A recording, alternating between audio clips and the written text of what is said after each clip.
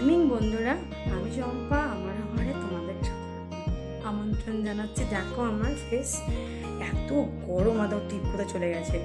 তো আজকে সকাল থেকে উঠে সব কাজকর্ম কমপ্লিট করেছি, রান্নাও হয়ে গেছে মোটামুটি। তো চলো তোমাদেরকে রান্নাটা শেয়ার করি। তোমাদের রান্না শেয়ার করার পর চান করে রেডি হয়ে আমি অফিস যাব। তো চলো কী কী রান্না করেছি তোমার দেখাই। ডাল,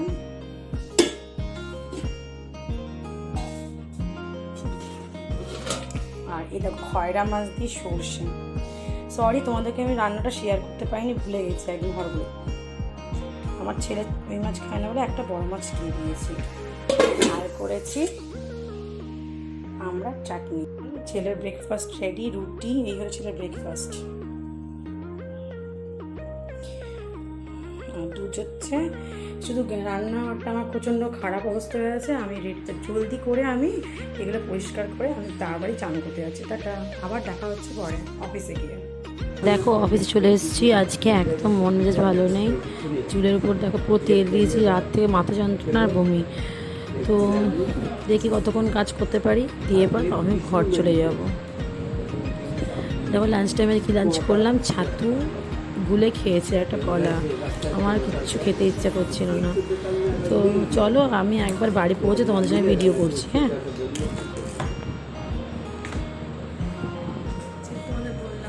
শরীরটা ভালো নেই, দেখো চেহারা। তো মাও ঘরে নেই, যার জন্য ভাবছি বাবার জন্য একটু সুজি আর ছেলেকে একটু সুজি দিয়ে দেবো আর রুটি করবো। তো চলো আমি সুজি বানাচ্ছি। একটা কথা কিন্তু আমি জীবনে শিখে নিয়েছি, যে তুমি কারোর মন কখনো মন জয় করে চলতে পারবে না। যতই করো বদনামটা তোমার হবেই। যতই তুমি নিঃস্বার্থভাবে চলবে আর যত মানুষের ভালো করার চেষ্টা করবে, ততই তোমার পেছনে সবাই দাঁড়িয়ে পড়বে। তো চলো রুটি করতে করতে আরও কিছু কথা গল্প আস্তে শেয়ার করবো। গরম লাগছে, রুটি করছি। তো চলো প্রথমে কড়াইয়ের মধ্যে তেল নিয়ে নিচ্ছি, কড়াইটা ভালো করে গরম করে সুজি করবো বলে। তো সুজিটা আমি আগেই ভেজে রেখেছিলাম, তবুও তেলে ভাবছি একটুখানি ভেজে নেব। ভাজার পর ভালো করে দুধ দিয়ে ফুটিয়ে নেব। ওই যে তোমাদের বললাম না, যে মানুষের জন্য তুমি যতই করো না কেন, সে কিন্তু পরে বদনামটা করবে। আমার কপালটাও সেরকম। আমি সবার জন্য ভালোই করতে চাই, কিন্তু ঘুরে ঘুরে যাই না কেন আমার যদি বা খারাপ হয়ে যায়, মানুষ আমাকেই ভুল বোঝে। আমি শুধু আমার নিজের বলে নয়, আমি এত বছর ধরে দেখছি যে আমি সবার জন্য করেছি, কিন্তু বিনিময়ে পাইনি। আমি পাওয়ার আশা করি না, কিন্তু যখন কেউ বদনাম করে না, যখন কেউ মিথ্যাবাদী বলে না, আমার ভীষণ খারাপ লাগে। তো চলো সুজিটা হয়ে গেছে, ভেজে নিয়েছি। এবার এর মধ্যে পুরো দুধটা দিয়ে দেবো। আমিও আমার লাইফে একসময় খুবই আনন্দে কেটেছিল, অনেক আনন্দ করেছি, কিন্তু জানি না কপালে হয়তো আগে কিছু করেছিলাম বলে হয়তো সেই প্রবলেমে ভুগছি এখন। আজ এত কথা বলছি, তোমরা ভাববে যে এত কথা বলছি। আসলে কিছু সবসময় আর হাসি খুশি থাকতে পারছি না। তোমরা হয়তো সবসময় হাসতে দেখছো, রিলস করতে দেখছো, ভাবছি আমি খুব খুশি হয়ে আছি, কিন্তু এই হাসির পেছনেও আমার অনেকের দুঃখ লুকিয়ে আছে। তো ছাড়ো সেসব, আস্তে আস্তে তোমার সাথে বন্ধুত্ব হচ্ছে যখন, সেগুলো শেয়ার করব। এখন শুধু শেয়ার করতে সুজি আর রুটি।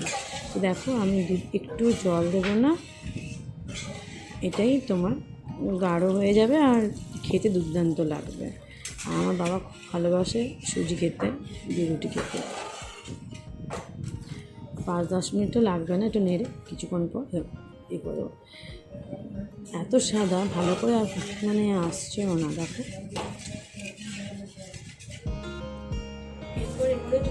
একটু এবার চিনি দেবো। আচ্ছা তোমরা কেউ নুন মেশাও, আমি কিন্তু নুন একটু দিই। নুন না দিলে মনে হয় কি, এটাই মনে হচ্ছে কোনো রকম টেস্টই আসে না, কেমন যেন স্বাদহীন লাগে। তো একটু নুন দিলে না দুর্দান্ত টেস্ট হয়ে যায়, নুন আর মিষ্টি।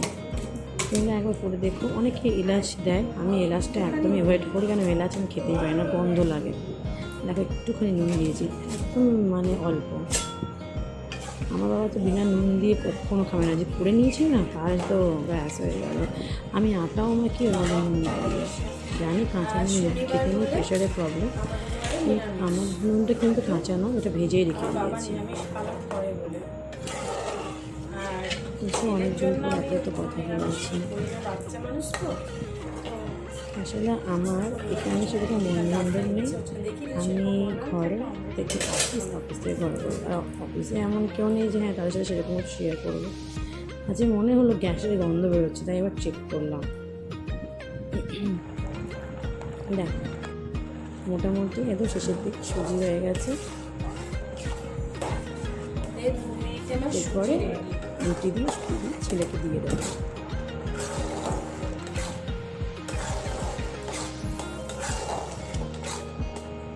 আর বেশিক্ষণ করলে শুকিয়ে যাবে, তাও দেখবে টেনে নেবে এখন। চলো দুটো রুটি আরও, বাবা তো ঠান্ডা রুটি খায় না, তো ভাবছি দুটো রুটি বাবার জন্য গরম গরম সেঁকে দিই। আগে যে দুটো রুটি করেছিলাম ওটা আমাদের বাড়ি, ওটা প্রথম রুটিটা খাওয়ানোর জন্য রেখে দিয়েছি, ওটা সকালবেলা ভোরবেলা তাদেরকে দেবো। আর এখন যে রুটি করছি এটা ছেলের জন্য করবো 3টে, আর বাবার জন্য 3টে রুটি। একসময় বিয়ের আগে মা কাছে যদি বলতাম না আমাকে রুটি বেলা শিখিয়ে দাও, মা বলে তো যে এখন শিখে দরকার নেই, তো ঠিক পারবে। বিশ্বাস করো বিয়ের ভরও আমি রুটি বেলতে পারতাম না। দেখো আজকে রুটিটা কিন্তু ঠিক গোল হয়ে গেল। এই রুটি গোল করা নিয়ে আমাকে অনেক কথা শুনতে হয়েছিল শ্বশুরবাড়িতে, বাট এখন দেখো কি সুন্দর গোল গোল রুটি করেছি, তাই না? তারপর এটা সঙ্গে সঙ্গে দেখো তাওয়ার মধ্যে দিয়ে দেবো।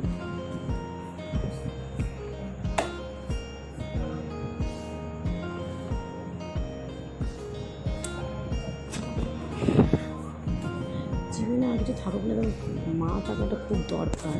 কারণ একটা মেয়ের মনের কষ্ট তার মা ছাড়া কেউ বুঝতে পারে না। আজকে মাকে মিস করি, মাকে হারিয়ে বুঝতে পারি যে আমি লাইফে কত বড় অনেক হারিয়েছি। তো আগে দেখো আগে হাত দিয়ে কেমন রুটিটা আমি কেমন শিখছি, আর আগে আমি ভয় পেতাম। মানুষকে সব কিছু আস্তে সব শিখিয়ে দেয়। তো রুটিগুলো হয়ে গেছে, তো শিখে নেবো। আরেকটা এটা আমার রুটি কিন্তু এখন ফুলে, আগে কিন্তু রুটি ফুলতো না, একদমই ফুলতো না। দেখো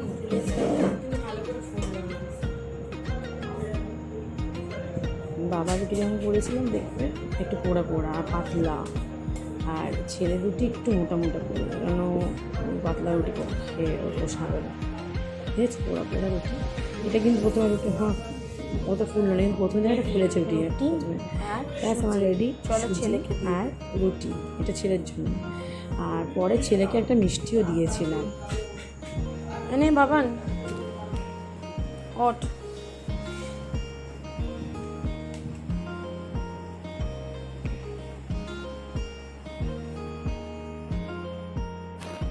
আমার মন একদমই ভালো নয়, আসলে মনটা খারাপ কেন ছাড়ো, পরে কোনোদিন শেয়ার করবো। চলো বাকি রুটিগুলো করে নিই।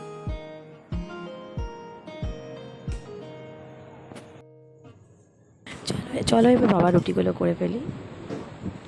বাবার আবার পাতলা পাতলা রুটি হতে হবে, আর রুটিগুলো পোড়া পোড়া হতে হবে।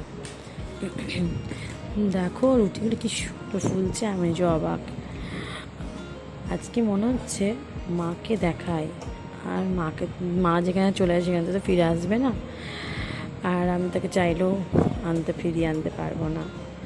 আজকে মাকে বলতে যে মা দেখো আমি কিন্তু রুটি করতে শিখে গেছি, আর মানুষ কিন্তু সব পারলাম, মানুষ চিনতে পারলাম, এটাই প্রবলেম হয়ে গেল আমার। আমি মনে করি যে সবাই খুব ভালো, তো মানুষের মাঝে মাঝে কিছু মানুষের মধ্যে এতটাই পাপ ভরা থাকে, এতটাই বোঝা যায় না।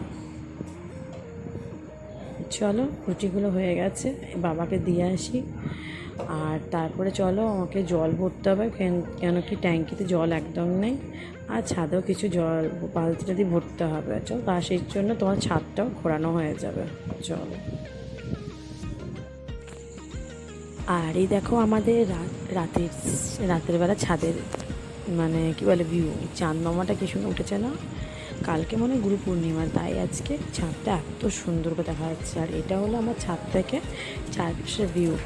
আর ওদিকে দেখো আমি জলটাও ভরে নিচ্ছি। আর বাবা না আমাদের ওপরে ছাদে তোমার দেখিয়েছি অনেক টবের মধ্যে অনেক পুঁই শাক লাগিয়ে, সেই পুঁই শাক। আর এই দেখো জল ভরছি।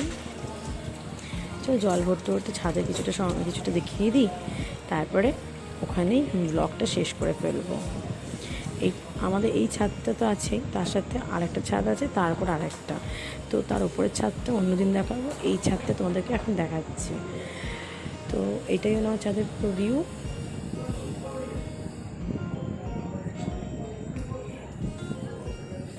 চলো বন্ধুরা, আর অনেকটা রাত হয়ে গেল, অনেক কাজকর্ম হয়ে গেছে, এবার এখানে শেষ করতে। সবাই ভালো থেকো, সুন্দর থেকো, আর আমাকে লাইক, কমেন্ট, ফলো, শেয়ার করতে ভুলো না। Bye bye.